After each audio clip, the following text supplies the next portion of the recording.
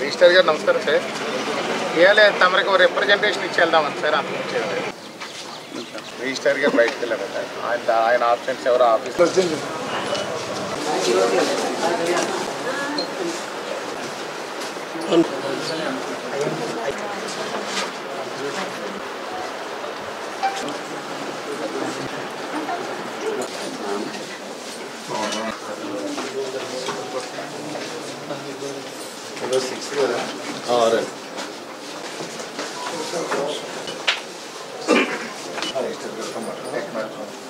లేదు ఇప్పుడు యాక్సెప్ట్ చేసినంత వరకు కూడా ఆయన ఇంకోటి ఏంటంటే కాంట్రాక్ట్ పేమెంట్ ఎప్పుడు కాంట్రాక్ట్ ఇవ్వడానికి అవ్వదండి.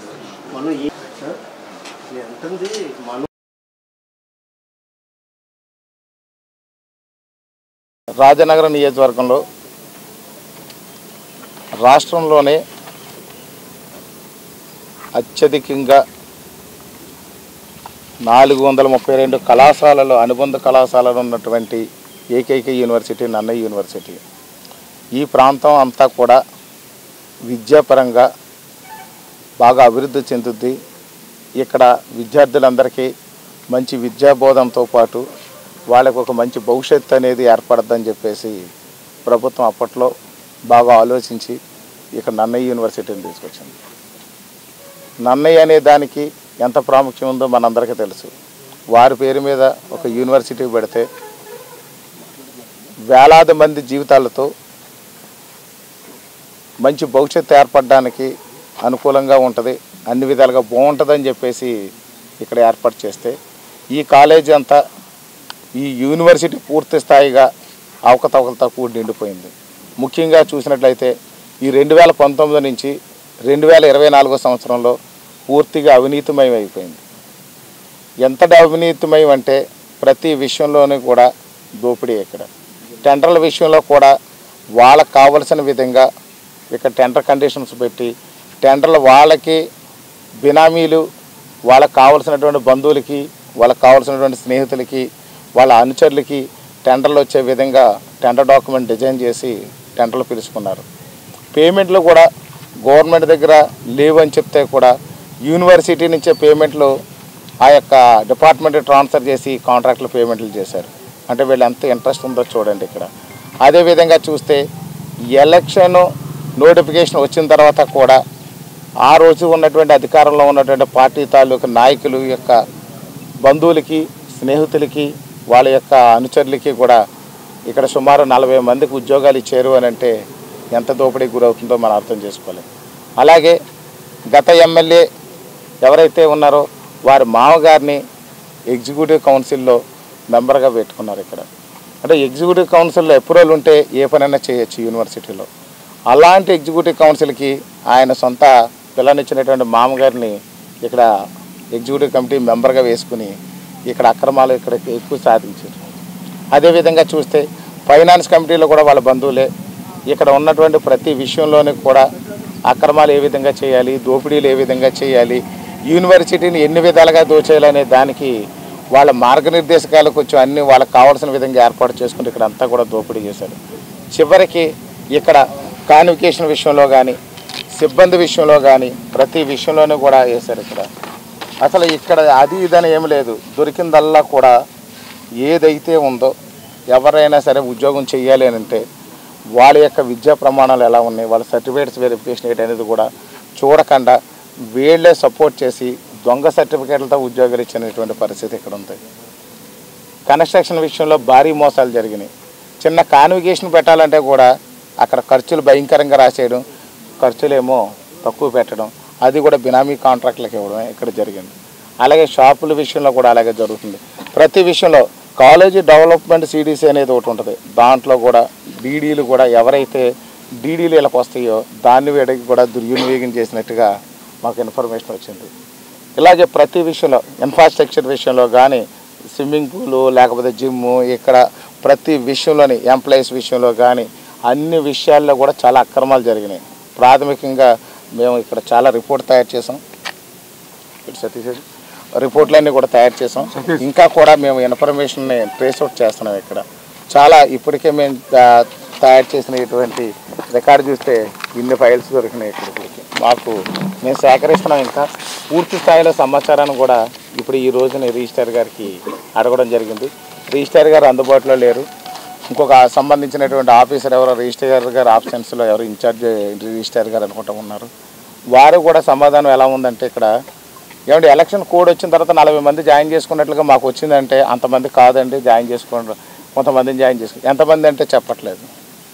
ఆయన ఏం చెప్తారంటే మేము ఏదో చిన్న చిన్న ఉద్యోగాల్లో జాయిన్ చేసాం, ఎస్టాబ్లిష్మెంట్లో జాయిన్ చేసుకున్నారు కదా అంటే అయితే నాకు కూడా కొంత తెలుసండి అంటే అక్రమాలు జరిగినాయి, ఇన్ని కోట్ల రూపాయల అక్రమాలు జరిగింది కదంటే మా బడ్జెట్ తక్కువ అండి, అన్ని కోట్లు ఉండవండి అని చెప్తున్నారు ఆయన.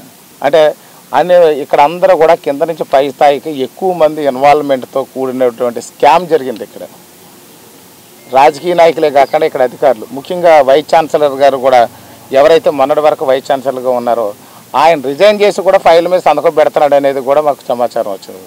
కొన్ని కాంట్రాక్టుల బిల్లుల మీద కూడా ఏదైతే స్టూడెంట్స్ ఫీజు ఏదైతే ఇప్పటి వరకు డిపాజిట్లుగా ఉందో అవి కోట్లాది రూపాయలు కూడా డ్రా చేశారు. పూర్తి స్థాయిలో కోట్లాది రూపాయలు ఇక్కడ లూటీ జరిగింది యూనివర్సిటీలో. ఇక్కడ ఈ యొక్క విద్యార్థుల సొమ్ము కూడా పూర్తి స్థాయిలో కూడా అంత లూటీ జరిగింది. విద్యార్థులకు హాస్టల్ విషయంలో కూడా నాణ్యమైన ప్రమాణాలు పాటించకుండా వాళ్ళ సరైన భోజనం కానీ వసతులు కానీ లేవు. అసలు విద్యార్థులు కట్టినటువంటి హాస్టల్ ఫీజులు ఏమైనా కూడా అర్థం కాని పరిస్థితి ఉంది. ఇక్కడ ప్రతి విషయంలో అణువణువులు అంతా కూడా ఇక్కడంతా దోపిడీకే గురైంది. కాబట్టి సమాచారం అడగడానికి యూనివర్సిటీకి వచ్చాము. ఇంకా సమాచారం సేకరిస్తున్నాం. ఇది ఉప ముఖ్యమంత్రి పవన్ కళ్యాణ్ గారి దృష్టికి, ముఖ్యమంత్రి వర్యులు చంద్రబాబు నాయుడు గారి దృష్టికి, అలాగే విద్యాశాఖ మంత్రి నారా లోకేష్ బాబు గారికి కూడా వారి దృష్టికి తీసుకెళ్ళి దీని మీద పూర్తి స్థాయిలో సిఐడి ఎంక్వైరీ చేయించి ఈ యొక్క యూనివర్సిటీలో అక్రమాలన్నీ కూడా బయటికి తీసి ప్రజాసొమ్ము ఎవరెవరు తీసుకున్నారో ప్రతి రూపాయి కక్కిస్తామని చెప్పేసి సందర్భంగా తెలియజేస్తాను. అంటే సుమారు అవినీతి ఈ యూనివర్సిటీలో 30 నుంచి 40 కోట్లు ఉంటుందంటారు. కరెక్ట్గా మనకి ఇంకా సమాచారం రావాల్సి ఉంది. అది వస్తే ఖచ్చితంగా తెలుస్తుంది. కానీ భారీ ఎత్తున ప్రతి అణువులోని కూడా ఇక్కడ మాత్రం ఇక్కడ స్కామ్లు అనేవి జరిగినాయి. ఎక్కడ స్కామ్ లేకుండా ఇక్కడికి వచ్చి కూర్చున్న ప్రతి ఆఫీసర్ కూడా ఇక్కడ ఒకటే ఆలోచించారు, డబ్బులు ఎలా సంపాదించుకోవాలనేది ఆలోచించారు తప్ప పిల్లలకి ఈ యొక్క స్టూడెంట్స్కి విద్యను ఎలా ఇవ్వాలనేది మాత్రం ఎవరికి ఆలోచన లేదు. ముఖ్యంగా చూస్తే ఈ యొక్క గతంలో మొన్న రాజీనామా చేసిన వైస్ ఛాన్సలర్ ఎవరైతే ఉన్నారో గత ఎమ్మెల్యేకి అత్యంత బంధువు అతను. ఆ బంధువు అవడం వల్ల ఇంకా దోపిడీకి గురైంది. ఇది వైస్ ఛాన్సలర్ ఏమో సొంత కజిన్ బ్రదర్ని పెట్టుకున్నారు. వారు కూడా సమాధానం ఎలా ఉందంటే ఇక్కడ ఏమంటే ఎలక్షన్ కోడ్ వచ్చిన తర్వాత 40 మంది జాయిన్ చేసుకున్నట్లుగా మాకు వచ్చిందంటే అంతమంది కాదండి, జాయిన్ చేసుకోండి, కొంతమందిని జాయిన్ చేసుకోండి. ఎంతమంది అంటే చెప్పట్లేదు. ఆయన ఏం చెప్తారంటే మేము ఏదో చిన్న చిన్న ఉద్యోగాల్లో జాయిన్ చేసాం, ఎస్టాబ్లిష్మెంట్లో జాయిన్ చేసుకున్నారు కదా అంటే అయితే నాకు కూడా కొంత తెలుసండి అంటే అక్రమాలు జరిగినాయి, ఇన్ని కోట్ల రూపాయల అక్రమాలు జరిగింది కదంటే మా బడ్జెట్ తక్కువ అండి, అన్ని కోట్లు ఉండవండి అని చెప్తున్నారు ఆయన. అంటే అన్ని ఇక్కడ అందరూ కూడా కింద నుంచి పై స్థాయికి ఎక్కువ మంది ఇన్వాల్వ్మెంట్తో కూడినటువంటి స్కామ్ జరిగింది. ఇక్కడ రాజకీయ నాయకులే కాకుండా ఇక్కడ అధికారులు, ముఖ్యంగా వైస్ ఛాన్సలర్ గారు కూడా ఎవరైతే మొన్నటి వరకు వైస్ ఛాన్సలర్గా ఉన్నారో ఆయన రిజైన్ చేసి కూడా ఫైల్ మీద సంతకం పెడుతున్నాడు అనేది కూడా మాకు సమాచారం వచ్చింది. కొన్ని కాంట్రాక్టుల బిల్లుల మీద కూడా ఏదైతే స్టూడెంట్స్ ఫీజు ఏదైతే ఇప్పటి వరకు డిపాజిట్లుగా ఉందో అవి కోట్లాది రూపాయలు కూడా డ్రా చేశారు. పూర్తి స్థాయిలో కోట్లాది రూపాయలు ఇక్కడ లూటీ జరిగింది యూనివర్సిటీలో. ఇక్కడ ఈ యొక్క విద్యార్థుల సొమ్ము కూడా పూర్తి స్థాయిలో కూడా అంత లూటీ జరిగింది. విద్యార్థులకు హాస్టల్ విషయంలో కూడా నాణ్యమైన ప్రమాణాలు పాటించకుండా వాళ్ళ సరైన భోజనం కానీ వసతులు కానీ లేవు. అసలు విద్యార్థులు కట్టినటువంటి హాస్టల్ ఫీజులు ఏమైనా కూడా అర్థం కాని పరిస్థితి ఉంది. ఇక్కడ ప్రతి విషయంలో అణువణువులు అంతా కూడా ఇక్కడంతా దోపిడీకే గురైంది. కాబట్టి సమాచారం అడగడానికి యూనివర్సిటీకి వచ్చాము. ఇంకా సమాచారం సేకరిస్తున్నాం. ఇది ఉప ముఖ్యమంత్రి పవన్ కళ్యాణ్ గారి దృష్టికి, ముఖ్యమంత్రి వర్యులు చంద్రబాబు నాయుడు గారి దృష్టికి, అలాగే విద్యాశాఖ మంత్రి నారా లోకేష్ బాబు గారికి కూడా వారి దృష్టికి తీసుకెళ్ళి దీని మీద పూర్తి స్థాయిలో సిఐడి ఎంక్వైరీ చేయించి ఈ యొక్క యూనివర్సిటీలో అక్రమాలన్నీ కూడా బయటికి తీసి ప్రజాసొమ్ము ఎవరెవరు తీసుకున్నారో ప్రతి రూపాయి కక్కిస్తామని చెప్పేసి సందర్భంగా తెలియజేస్తాను. అంటే సుమారు అవినీతి ఈ యూనివర్సిటీలో 30 నుంచి 40 కోట్లు ఉంటుందంటారు. కరెక్ట్గా మనకి ఇంకా సమాచారం రావాల్సి ఉంది. అది వస్తే ఖచ్చితంగా తెలుస్తుంది. కానీ భారీ ఎత్తున ప్రతి అణువులోని కూడా ఇక్కడ మాత్రం ఇక్కడ స్కామ్లు అనేవి జరిగినాయి. ఎక్కడ స్కామ్ లేకుండా ఇక్కడికి వచ్చి కూర్చున్న ప్రతి ఆఫీసర్ కూడా ఇక్కడ ఒకటే ఆలోచించారు, డబ్బులు ఎలా సంపాదించుకోవాలనేది ఆలోచించారు తప్ప పిల్లలకి ఈ యొక్క స్టూడెంట్స్కి విద్యను ఎలా ఇవ్వాలనేది మాత్రం ఎవరికి ఆలోచన లేదు. ముఖ్యంగా చూస్తే ఈ యొక్క గతంలో మొన్న రాజీనామా చేసిన వైస్ ఛాన్సలర్ ఎవరైతే ఉన్నారో గత ఎమ్మెల్యేకి అత్యంత బంధువు అతను. ఆ బంధువు అవడం వల్ల ఇంకా దోపిడీకి గురైంది ఇది. వైస్ ఛాన్సలర్ ఏమో సొంత కజిన్ బ్రదర్ని పెట్టుకున్నారు, ఈసీ కమిటీలోనేమో సొంత మామను పెట్టుకున్నారు, ఫైనాన్స్ కమిటీలో కూడా అదే మామను పెట్టుకున్నారు. కాబట్టి వీళ్ళు దోచేయడానికి అన్నీ అనుకూలంగా ఉన్నాయి. ఈ ఎలక్షన్లో కూడా ఇక్కడ ఈ యొక్క క్యాంపస్లోనే అది ఒక డిజిటల్ క్యాంపెయినింగ్ కూడా ఇక్కడి నుంచి జరిగింది అనేది కూడా ఉంది. ఆ వివరాలు కూడా సేకరిస్తున్నాం. మరొక 4 రోజుల్లో పూర్తి స్థాయిలో యూనివర్సిటీలో మొత్తం వివరాలన్నీ సేకరించి ఎంత లూటీ జరిగింది, ఎన్ని స్కాములు చేశారు, ఎవరెవరు చేశారని పేర్లు వైజ్గా ఎవిడెన్స్తో సహా మళ్ళీ మేము ముందుకు వస్తాం.